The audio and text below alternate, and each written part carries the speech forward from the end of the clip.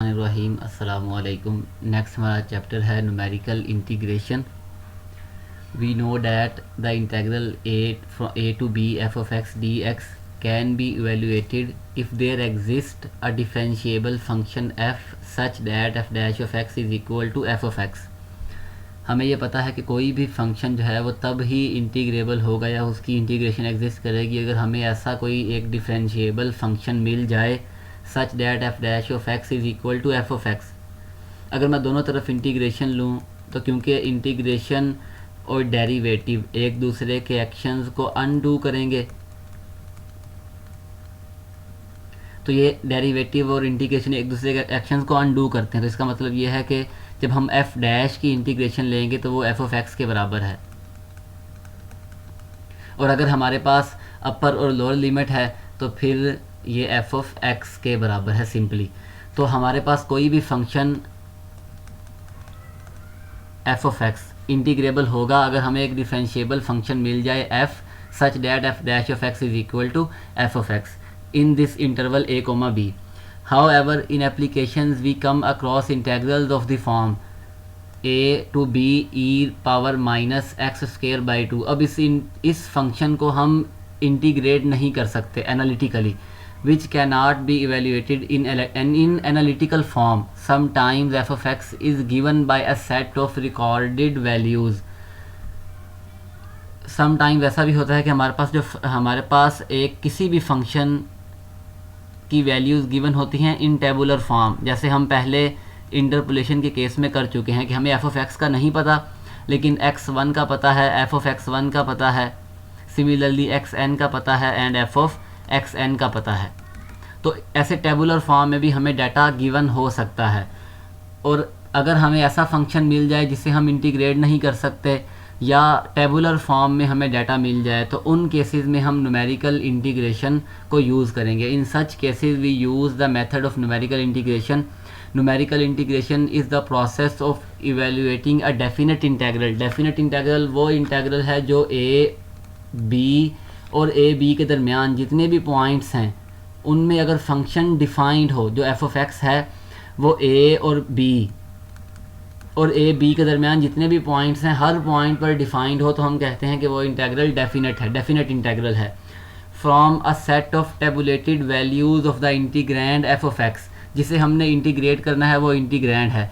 Tablet values से क्या मुराद है कि हम एफ ऑफ एक्स गिवन है, हम एक्स की वैल्यूज़ पुट करेंगे, एफ ऑफ एक्स फाइंड करेंगे, एक्स वन के लिए F of X one, X two के लिए F of X two, X three के लिए एफ ऑफ एक्स थ्री, और उनकी मदद से इस डेफिनेट इंटीग्रल को इवेल्युएट करेंगे। अगर हमें इसकी इंटीग्रेशन ना पता हो या हमारे लिए उसकी जो इंटीग्रेशन है वो काफ़ी कॉम्प्लिकेटेड हो, विच इज़ नॉट नाउन और कॉम्प्लिकेटेड, यानी डेफिनेट इंटीग्रल जो है उसको इंटीग्रेट करना हमारे लिए पॉसिबल नहीं है, तो इस केस में हम टेबुलेटेड वैल्यूज़ को यूज़ करके एफ ऑफ एक्स को इवेल्युएट करेंगे, और इस प्रोसेस को हम कहते हैं न्यूमेरिकल इंटीग्रेशन।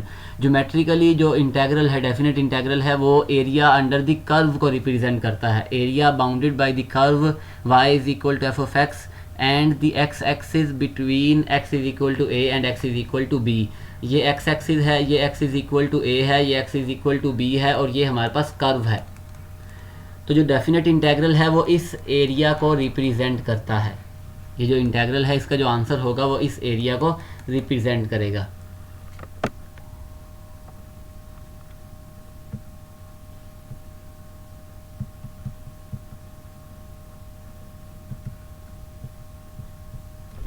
नेक्स्ट है हमारे पास रेक्टेंगुलर रूल, जिसकी मदद से हम फंक्शंस के इंटीग्रल फाइंड करेंगे। Consider the integral a to b f of x dx.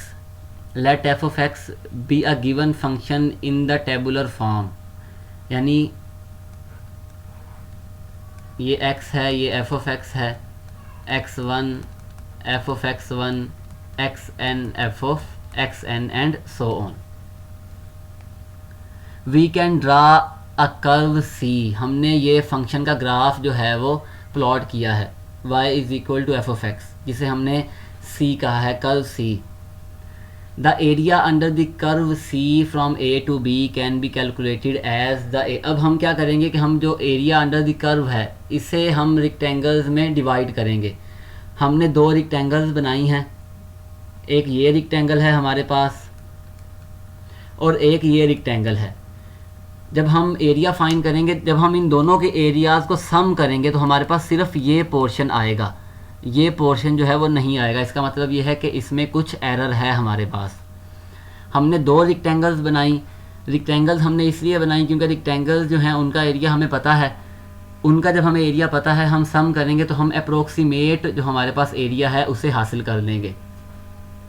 एक हमारे पास ये रेक्टेंगल है ए बी डी ई और एक रेक्टेंगल है E F G and H. The area under the curve C from A to B can be calculated as the area of rectangles A B D E and E F G H. अब इसका मतलब ये है कि हम इन दोनों के area को सम करें तो अप्रोक्सीमेटली वो हमारे पास डेफिनेट इंटेग्रल के आंसर के बराबर है।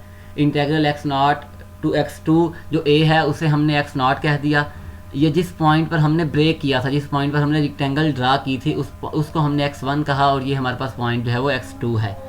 और दो कंसेक्टिव पॉइंट्स के दरमियान जो डिस्टेंस है वो h है, यहाँ से लेकर यहाँ तक स्टेप लेंथ जो है वो इंटरवल का जो फासला है वो h है। देखें यहाँ पर दो रेक्टेंगल्स हैं, एक रेक्टेंगल ये है और एक रेक्टेंगल ये है और पॉइंट कितने हैं 3, x0 x1 x2।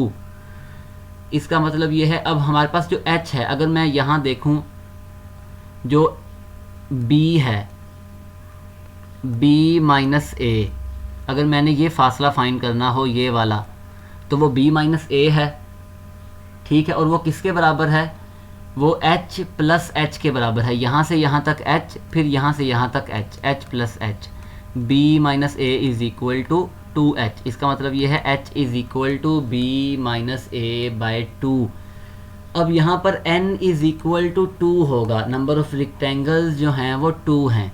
जब हमारे पास नंबर ऑफ़ रेक्टेंगल्स 2 होंगी तो हम क्या करेंगे, b minus a divided by 2 is equal to h। क्योंकि हमने इक्वल इंटरवल्स में डिवाइड करना है तो इसलिए हमने last point minus first point divided by n, divided by n। n क्या है, नंबर ऑफ़ रेक्टेंगल्स।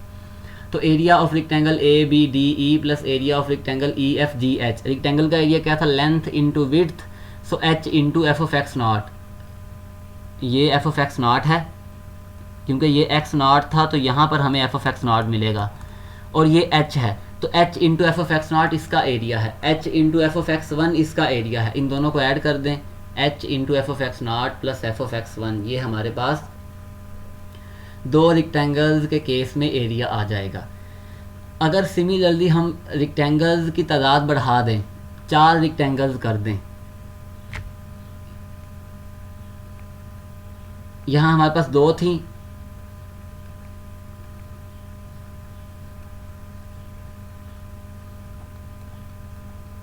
जैसे यहाँ हमने किया है। इस केस में भी हमारे पास जो स्टेप लेंथ है वो h है, 4 रेक्टेंगल्स हैं तो 0.5 होंगे, ठीक है। हमने x0 से x4 तक इंटीग्रेट करना है तो हमने अभी फाइंड किया x0 से x2 तक, तो हम ब्रेक करेंगे x0 से x2 तक और x2 से x4 तक।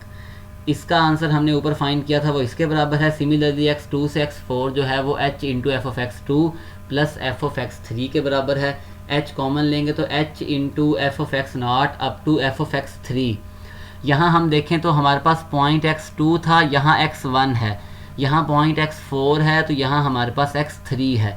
तो इसका मतलब ये है कि इन जनरल हम अगर हमारे पास n is equal to k हो, यानी k रेक्टेंगल्स हों, नंबर ऑफ रेक्टेंगल्स कितनी है k, पॉइंट कितने होंगे k प्लस 1। अगर k रेक्टेंगल्स हैं तो k प्लस 1 हमारे पास पॉइंट होंगे। तो उस केस में हम देख सकते हैं कि अब हमारे पास नंबर ऑफ़ रेक्टेंगल्स हैं k, तो पॉइंट होंगे k प्लस 1। 4 रेक्टेंगल्स थी तो 5 पॉइंट थे, k रेक्टेंगल्स हैं तो k प्लस 1 पॉइंट है। तो इन जनरल हमारे पास फार्मूला क्या होगा, h into F of X naught plus F of X one plus F of X two up to F of X k minus 1। क्योंकि 4 था तो हमारे पास 3 था, 4 रेक्टेंगल्स थी तो यहाँ पर जो पॉइंट था वो एफ ऑफ एक्स 3 था। अगर k रेक्टेंगल्स हैं तो यहाँ पर जो पॉइंट होगा वो k माइनस 1 होगा। और इसे हम समीशन के फॉर्म में लिख सकते हैं, h summation i from 1 to k-1 f of x i. ये हमारे पास रेक्टेंगुलर रूल है जिसकी मदद से हम फंक्शंस को इंटीग्रेट करेंगे, डेफिनेट इंटेग्रल्स को इवेल्युएट करेंगे।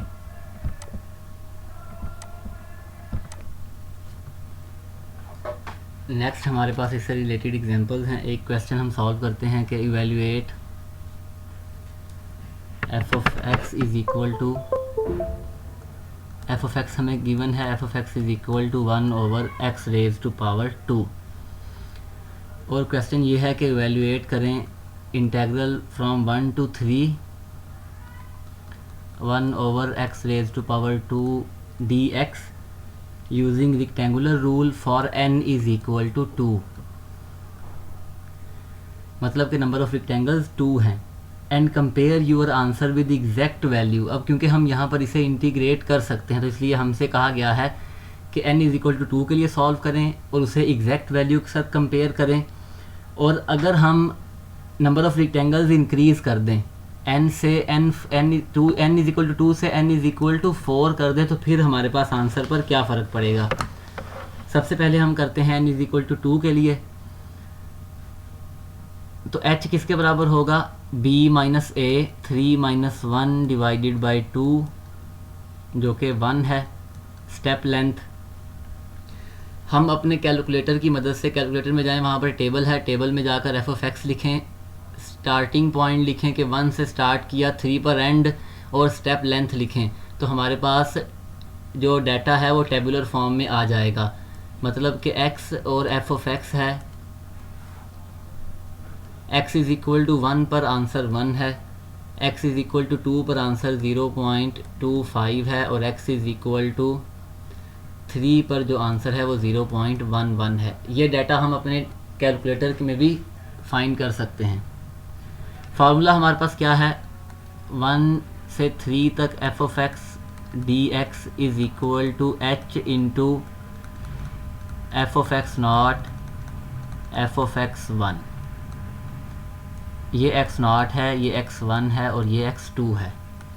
h1 था into F of X not 1 है, 1 प्लस 0.25, तो आंसर हमारे पास आया 1.25। नेक्स्ट हमने करना है n इज़ इक्वल टू 4 के लिए। n इज़ इक्वल टू 4 है तो h किसके बराबर होगा, 3 माइनस 1/4 जो कि 1/2 है। तो स्टेप लेंथ जो है वो हमारे पास 1/2 है। तो इस केस में टेबल बनाएंगे तो x एफ ऑफ एक्स, अब देखें हमें कैसे पता चलेगा कि नेक्स्ट पॉइंट क्या होगा। ये पॉइंट है 1 और ये पॉइंट है 3। स्टेप लेंथ है 1/2, 1 में 1/2 ऐड करें तो कौन सा पॉइंट आएगा, 3/2। 3/2 में 1/2 ऐड करेंगे तो 2, 2 में 1/2 ऐड करेंगे तो 5/2, 5/2 में 1/2 ऐड करेंगे तो 3। तो यहाँ से यहाँ तक डिस्टेंस 1/2 है, ये डिस्टेंस भी 1/2 है, ये डिस्टेंस भी 1/2, ये डिस्टेंस भी 1/2 है। तो हम ऐसे भी लिख सकते हैं कि X I is equal to, या जो हमारे पास एक्स नॉट है वो तो 1 के बराबर था, जो x1 है वो बराबर है 1 प्लस 1/2, ठीक है। तो हमने 1 में 1/2 को ऐड किया तो वो 3/2 है। x2 जो है वो 3/2 में हम 1/2 को ऐड करेंगे तो हमारे पास x2 आ जाएगा। x not, x1, x2, x3 and x4। 3/2 में हमने 1 को ऐड किया तो हमारे पास 2 आया। 2 में 1/2 को ऐड करेंगे 5/2, 5/2 में 1/2 को ऐड करेंगे 3, तो हमारे पास 1 है। नेक्स्ट 3/2, नेक्स्ट है हमारे पास 2, फिर पॉइंट है 5/2 एंड 3। और हम क्या करेंगे, हम इन पॉइंट्स पर फंक्शन की वैल्यू फाइंड करेंगे। फंक्शन हमारे पास है F of X is equal to 1 over X raise to power 2। 1 पर आंसर 1, अगर हम ये पुट करेंगे तो 4/9, यहाँ पर 1/4, यहाँ 4/25 और यहाँ पर 1/9। इन सब को जब हम ऐड करेंगे तो हमारे पास आंसर आ जाएगा। इन सब से मुराद ये है कि जो हमारे पास फार्मूला है n इज़ इक्वल टू 4 के लिए,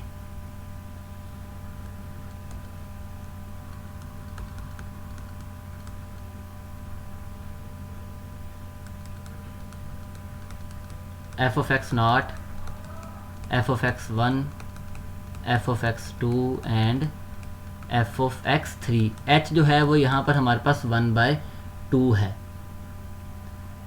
इंटू 1 प्लस 4/9, 1/4, 4/25 प्लस 1/9, और ये हमारे पास बराबर आएगा 0.925।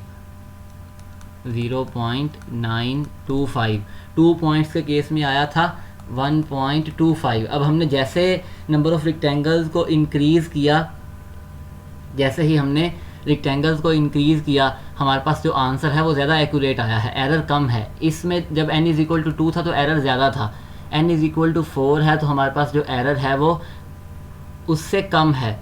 एग्जैक्ट आंसर हम फाइंड करते हैं। एग्जैक्ट के लिए हमें पता है कि हम इसे इंटीग्रेट करें,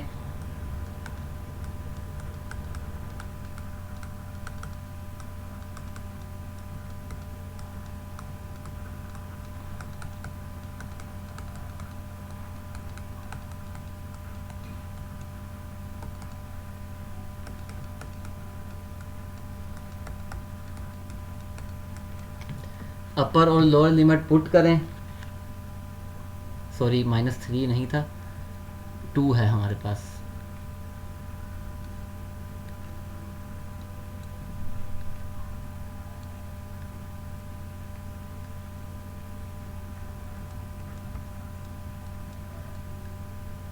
तो ये आएगा -1/x।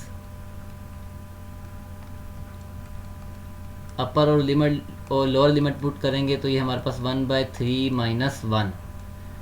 तो जो आंसर आएगा वो होगा -2/3, जो कि बराबर है 0.67 के। अब देखें हमारे पास जब n = 2 था तो आंसर आया 1.25, जब n = 4 था तो हमारे पास आंसर आया 0.925, और एग्जैक्ट आंसर है 0.67। इसका मतलब ये है कि इसमें भी एरर है। अगर हम रेक्टेंगल्स को इंक्रीज़ कर देंगे, नंबर ऑफ रेक्टेंगल्स को 6 कर दें, 8 कर दें, तो हमारे पास ज़्यादा एक्यूरेट आंसर आ जाएगा। और जो इसी तरह से हम बकिया क्वेश्चंस को भी सॉल्व कर सकते हैं। अगर हमारे पास फंक्शन हो एफ ऑफ एक्स की जगह sine x, F of x की जगह साइन एक्स हो, और कहा जाए कि इसे इंटीग्रेट करें, तो हम इसे भी बआसानी इंटीग्रेट कर सकते हैं। अगर हमारे पास लिमिट जो है वो गिवन हो 0 से π/2 तक साइन एक्स डी एक्स, तो हमारी अगर हमें गिवन है कि n = 2 के लिए करें, 4 के लिए करें, फिर भी ठीक है। अदरवाइज़ हम खुद से भी, क्योंकि हमने इक्वल नंबर ऑफ़ इंटरवल्स में डिवाइड करना है, तो π/2 - 0 डिवाइडेड बाय, अगर n = 4 कहा है तो 4, n = 2 है तो n = 2 कर देंगे, तो हमारे पास जो यहाँ से स्टेप लेंथ आएगी वो π/8 आ जाएगी। तो इस केस में स्टेप लेंथ है हमारे पास π/8। टेबल बनाएंगे तो x, एफ ऑफ एक्स, सबसे पहला पॉइंट है 0, 0 में π/8 ऐड कर दें, फिर अगेन π/8 ऐड करें तो हमारे पास π/4 आ जाएगा। अगेन π/8 ऐड करेंगे तो 3 π/8, और अगेन π/8 ऐड करेंगे तो π/2। इन पॉइंट्स पर फंक्शन की वैल्यू फाइंड करें। फंक्शन क्या है? F of X = sine X. Sine 0 जो है वो हमारे पास 0 है। साइन π/8 फाइंड करें, साइन π/4, सिमिलरली 3 π/8 पर और π/2 पर, और जो हमारे पास फार्मूला है 4 पॉइंट्स के लिए उसमें पुट करें, हमारे पास आंसर आ जाएगा। और यहाँ से हम एग्जैक्ट वैल्यू भी निकाल सकते हैं।